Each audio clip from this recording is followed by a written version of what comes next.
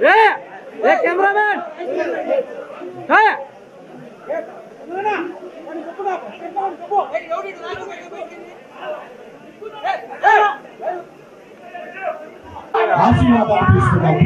I request you all, please, చేస్తాను దయచేసి గమనించండి దేవుని యొక్క కుమార్తె డాక్టర్ వైఎస్ఆర్ గారి దేశం యొక్క ఉన్నత స్థలముల మీద దేవుడిని నడిపించును కాక దేవుని యొక్క మహాకృప వాగ్దానము చేసిన యొక్క తండ్రి స్వాస్థ్యముల మీద ప్రకాశింపచేసి మీ వదనము చూసిన వారందరూ కూడా వందనస్తులై దేవుని యొక్క కృపను మీరు సాగుతుందని మనసారా దేవుని యొక్క కృపను మీరు పంచిపెట్టుదురు గాక ఆమేన్. ప్రార్థన చేస్తాను, దయచేసి కళ్ళు మూసుకోనండి. సర్వశక్తి మిక్కిలి కృప కనికరము కలిగిన మా ప్రభువానికి స్తోత్రములు తండ్రి, స్తోత్రములు తండ్రి. మీ కుమార్తెను ప్రభా శర్మ గారిని మీ చిత్తానుసారంగా చేసిన ప్రతి సన్నిధిలో ఆనందంగా నీ బిడ్డ తిరిగి వచ్చినప్పుడు సహాయం చేయండి. నాయకులు, కార్యకర్తలు, అభిమానులు ప్రతి ఒక్కరు కూడా గొప్ప భరోసా కలిపి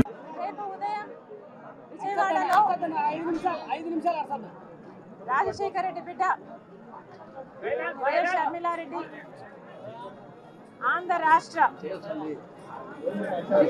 కాంగ్రెస్ కమిటీ అధ్యక్షురాలుగా బాధ్యతలు స్వీకరించిన సందర్భంగా ఈరోజు రాజశేఖర రెడ్డి గారి ఘాటు వద్ద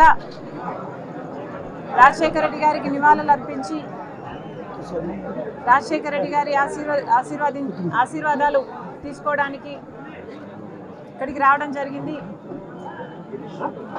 రాజశేఖర రెడ్డి గారి ఆశయాల కోసమే ఈరోజు రాజశేఖర రెడ్డి బిడ్డ కాంగ్రెస్ పార్టీలో చేరడం జరిగింది.